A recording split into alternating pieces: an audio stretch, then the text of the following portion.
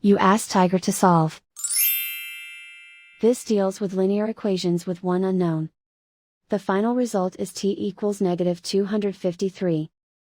Let's solve it step by step. Move the negative sign from the denominator to the numerator.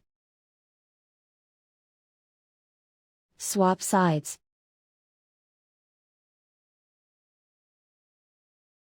Isolate the t. Multiply both sides by 23. Group like terms. Multiply the coefficients. Simplify the arithmetic.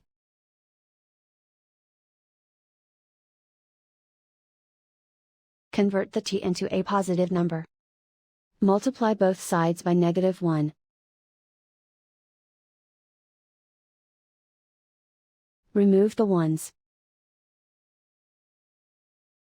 Simplify the arithmetic. And so the final result is t equals -253.